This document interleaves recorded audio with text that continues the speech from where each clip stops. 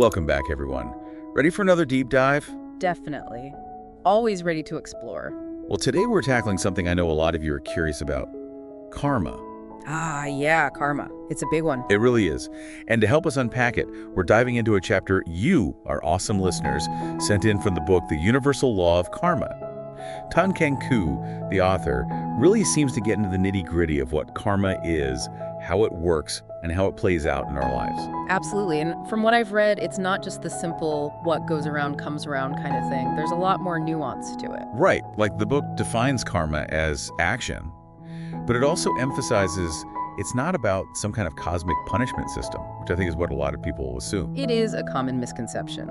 But this idea of karma being about education and growth, now that's interesting. Totally. So how does the chapter actually explain that? What does it say about this whole growth over punishment idea? Well, the text really emphasizes this point. You create karma, both good and bad, and you are bound to experience those consequences. But, and this is key, it can be modified, it can be changed, even suspended, which right there makes it much more complex than, say, just equating it to something like Newton's law.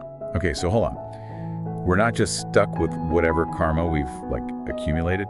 There's room for change and growth. I like where this is going. Absolutely. There is definitely room for change. In fact, the text highlights that it is possible to actually modify our karmic balance. Oh. Tell me more about that. Well, one of the things it really stresses is the power of selfless service, acts of genuine giving and support for others. It seems like when we shift that focus from ourselves, from our own desires and needs, to the well-being of others, it can actually significantly alter our karmic path. Now, that's a more empowering perspective than I think a lot of people have about karma. It's not just this heavy weight we're doomed to carry around forever. Right, and that leads into what I think is one of the most mind-blowing aspects of the chapter, this idea of the bigger picture of karma. We're not just talking about one lifetime here, but reincarnation, the idea that we've been on this journey of growth and evolution across countless lifetimes. Yeah, it even talks about millions of years, progression through different life forms, becoming human. It's a lot to wrap your head around. It is a vast, vast concept. But essentially, the text suggests that our journey began way, way back, long before this life, and that we progress through the mineral form, the plant form, the animal form, before we finally incarnated as humans, and that we keep returning to this earthly classroom, so to speak, to learn, to refine ourselves, and ultimately to return to the source as more evolved beings. Okay, so it's almost like we're on this massive cosmic field trip. Yeah. Just constantly learning and evolving. I kind of like that analogy. Me too. It makes it seem a little less intimidating, right? Totally. But where does karma fit into all of this? What role does it actually play in this grand scheme? That's the question, isn't it?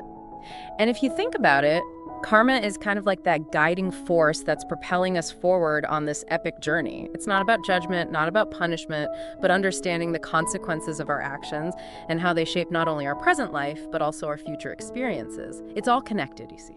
I think I'm starting to. And it's not just about our actions, is it?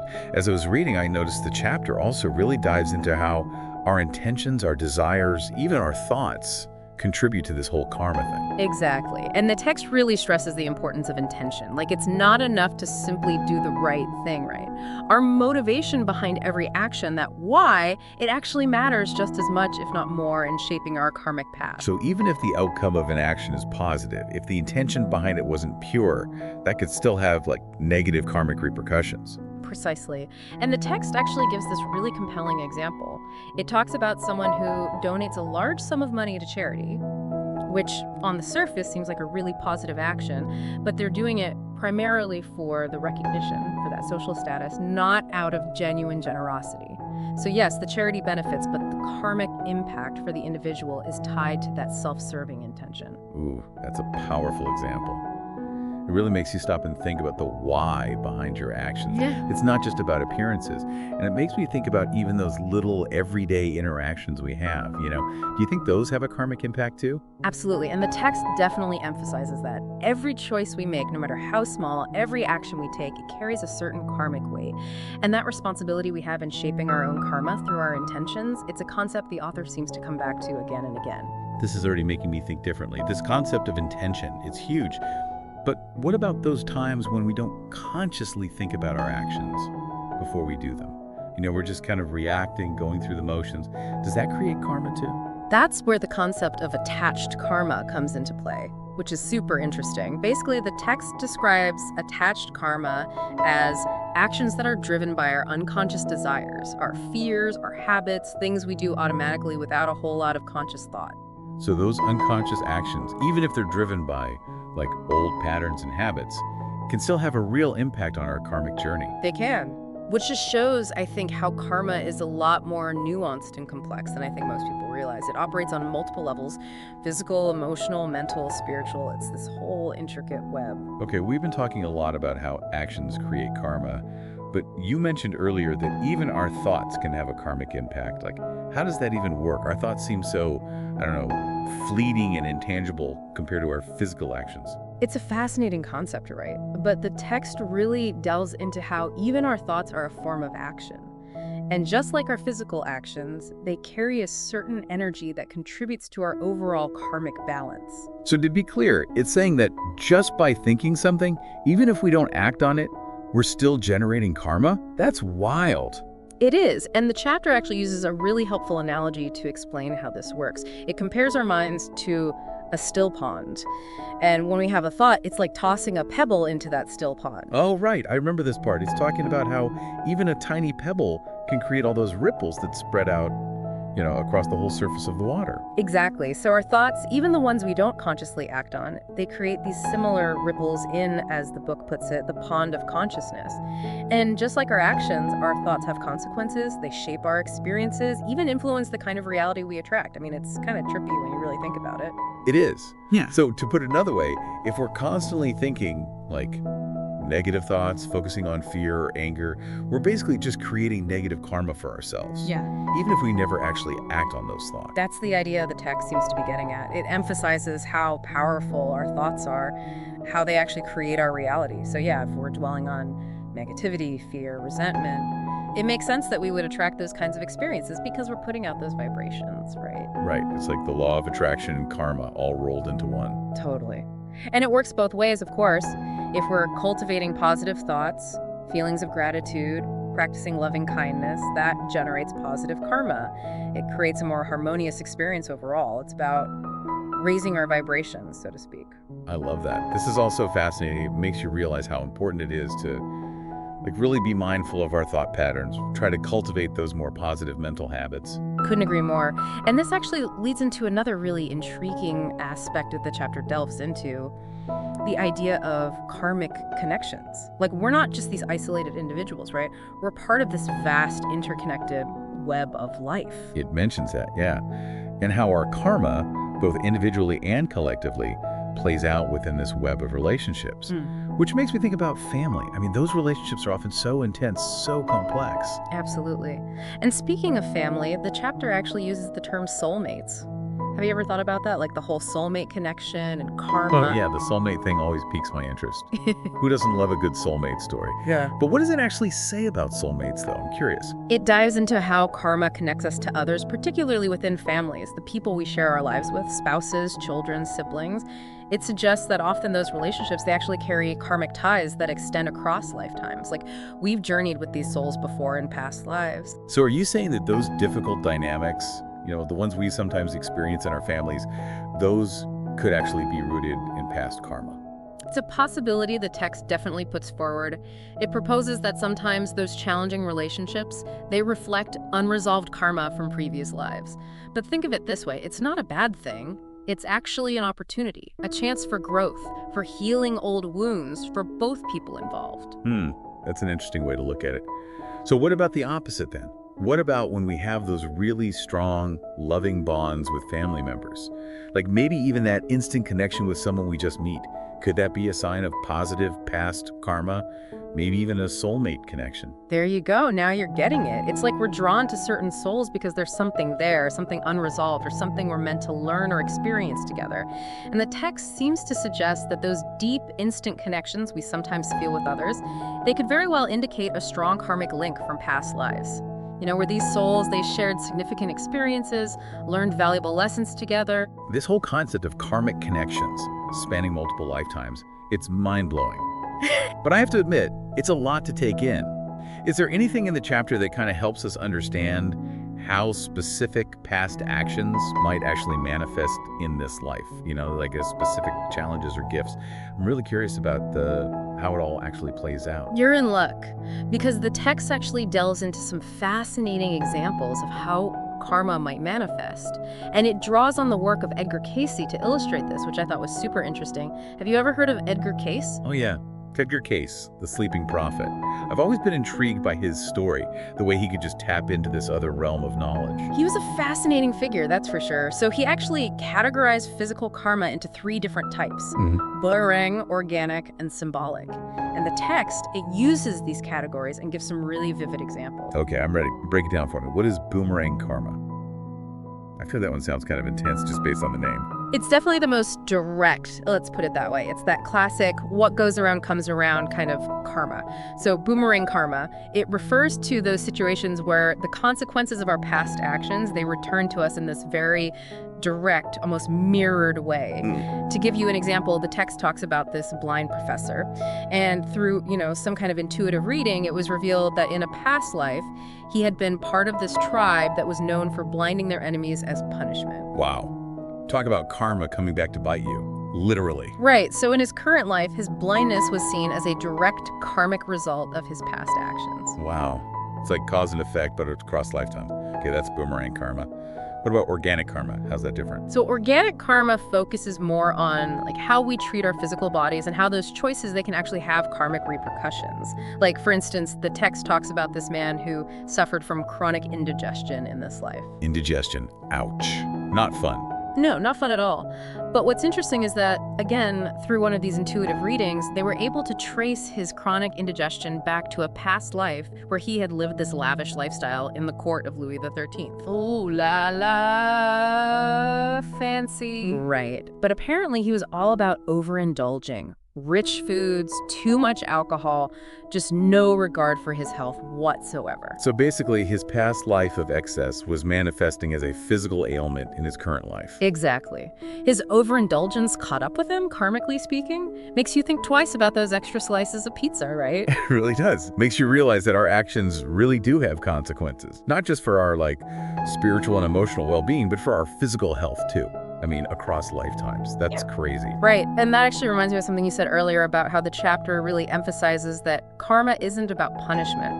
It's more about learning and growth and ultimately the evolution of consciousness. And that this evolution of consciousness can even play out through our physical bodies and the experiences we have with them. Yes, exactly. And this brings us to that 3rd type of karma Cayce identified, symbolic karma. Okay, symbolic karma. That one sounds especially intriguing. How does that one work? Give me an example. So symbolic karma, this is where it gets even more nuanced. Basically, it suggests that sometimes the karmic consequences of our actions, they might manifest in ways that aren't directly related to the original action, at least not in an obvious way. They're symbolically connected. Okay, I'm going to need an example. I'm a little lost on this one. Okay, so Cayce once gave a reading for this young boy who was suffering from severe anemia. Anemia, the blood disorder. That seems, oddly specific. Right. And what's fascinating is that through this reading, Cayce discovered that in 5 past lives, this boy had been a ruthless ruler in Peru, responsible for the deaths of countless people. Pretty heavy stuff. Wow. Okay, yeah, that's heavy.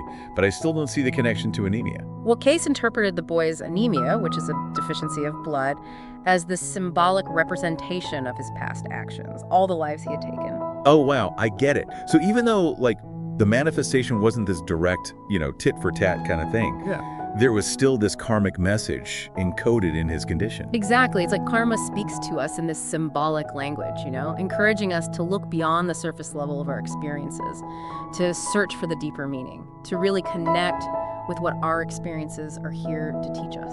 That's incredible. So it's like karma has its own language, a way of communicating with us on a deeper level. We just have to learn how to listen, right? Exactly. And be willing to look for those patterns, those synchronicities in our lives, to see them as potential opportunities for growth, for deeper understanding. Okay, so let's say we start to see these connections, these symbolic manifestations of karma in our own lives. What can we actually do with that awareness? Can we change our karma? Or are we destined to just keep repeating the same patterns over and over again? Because that's kind of a scary thought. Well, I think that's a question a lot of people ask, and I'm happy to say that the message from this chapter, it's actually very hopeful. It emphasizes that karma is not this fixed destiny, We're not just puppets of fate. Okay, good. Yeah. Because that would just be too much. So what's the secret? How do we break free? Well, it starts with you. It starts with honest self-reflection.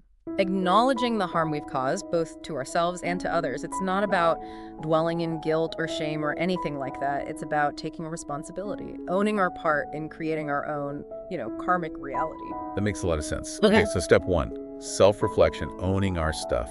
What's next? Forgiveness. It's huge. Forgiveness is powerful. Forgiving ourselves for our past mistakes and extending that forgiveness to others, those who have harmed us. Now, when you say forgiveness, you're not saying that we have to condone those hurtful actions, right? Yeah. That's not what this is about, is it? Not at all. It's not about condoning. It's about releasing. It's about letting go of those energetic ties that keep us bound to that cycle of negativity, of suffering. Wow. Forgiveness as a way to, break free from those negative karmic cycles. That's a powerful concept. So we've got self-reflection, forgiveness. Is there anything else the chapter suggests we can do to help, shift our karmic balance in a more positive direction? Yeah, there's one more essential ingredient, and that's spiritual growth, which is a big umbrella term, of course. But the text specifically emphasizes 2 primary practices: service to others and meditation. Service and meditation, those seem like very different things. How do those 2 things actually, work together to influence our karma? Well, think of it this way. They're like 2 sides of the same coin, really. So service, it's about shifting that focus outward, away from our own, narrow self-interest towards the well-being of others. It's about cultivating compassion, generosity, right? Recognizing our interconnectedness and wanting to contribute to a more harmonious world. So basically what you're saying is by, taking the focus off of our own problems, our own little bubble, and focusing on helping others, that can actually help us to, work off some of our own karma. There you go, yes. And that's where meditation comes in. Because meditation, it's that inner counterpart to that outer practice of service. It allows us to quiet the mind, to connect with that inner stillness, and to cultivate those qualities of compassion, forgiveness, wisdom that naturally arise from that place of stillness. So it's like service helps us to purify our actions in the outer world, while meditation is purifying our thoughts and intentions in that inner world. Exactly. It's about cultivating this more conscious, more compassionate, more awakened way of being in the world. And that transformation, as the text describes it, that is the ultimate path to, if you will, karmic liberation. Wow. This deep dive has been incredibly eye-opening. I feel like I've learned so much. I have a much clearer understanding now of karma, not just as some cosmic scorecard, but as this dynamic force that we can actually actively shape through our choices, our intentions, our actions. It is empowering, isn't it, to realize we're not just these passive recipients of fate, but active participants in creating our own destinies. 100%. Yeah. And it's not just about our own individual journeys either, right? Like we said, we're all interconnected. And our actions, even our thoughts, they have ripple effects that extend far beyond just us. That's the beauty of it, the beauty of karma. It's this constant reminder that we're all in this together, and every choice we make, every action we take, it contributes to that collective karma of humanity, even the planet as a whole. So much to think about. Well, I want to thank you so much for guiding us through this. It's a complex topic, but you really broke it down with such clarity and insight. It's been great. The pleasure was all mine, truly. I always learn so much from these conversations and from these texts. And a huge thank you to you, our amazing listeners, for sending in this incredible and thought-provoking chapter. We couldn't do these deep dives without you. So until next time, keep asking those big questions, stay curious, and most importantly, be kind to yourself and to each other. We'll see you next time.